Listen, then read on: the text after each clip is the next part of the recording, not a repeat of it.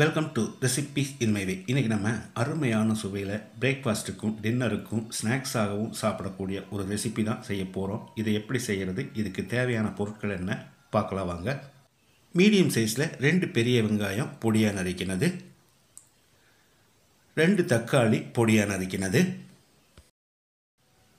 1 பச்சை மிளகாய் பொடியாக நறுக்கினது,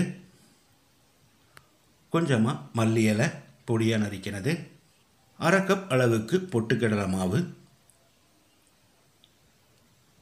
1/2 கப் அளவுக்கு கடலை மாவு, 2 டேபிள் ஸ்பூன் கோதுமை மாவு,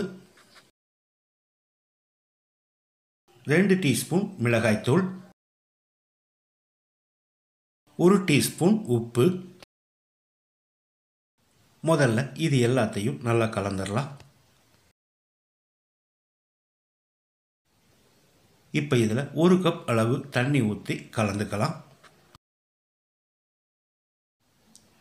இந்த பக்குவத்தில் இருக்கிற மாதிரி கலந்துக்கோங்க.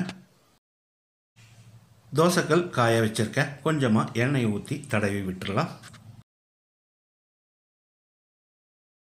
நம்ம கலந்து வச்சதை 1 கரண்டி அளவுக்கு ஊற்றிக்கலாம்.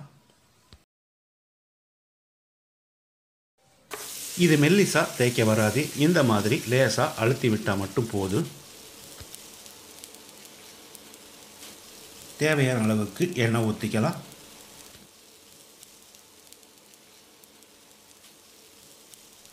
அளவான தீயிலேயே 1 நிமிஷம் வேகட்டும், மூடி வச்சிடலாம். 1 நிமிஷம் வெந்த பிறகு இதை திருப்பி போட்டுக்கலாம். திருப்பி போட்ட பிறகு இந்த மாதிரி நல்லா அழுத்தி விடணும். மறுபடியும் 1 நிமிஷம் வேகட்டும்.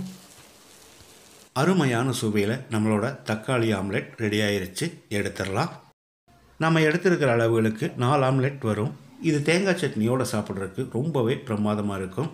இதே மாதிரி இதே அளவுகளோடு நீங்கள் செய்து பாருங்கள். இந்த வீடியோ பிடிச்சிருந்தா லைக் பண்ணுங்கள், கமெண்ட் பண்ணுங்கள், ஷேர் பண்ணுங்கள். சப்ஸ்கிரைப் பண்ணாதவங்க சப்ஸ்கிரைப் பண்ணுங்கள். மறக்காமல் பெல் பட்டனை கிளிக் பண்ணுங்கள்.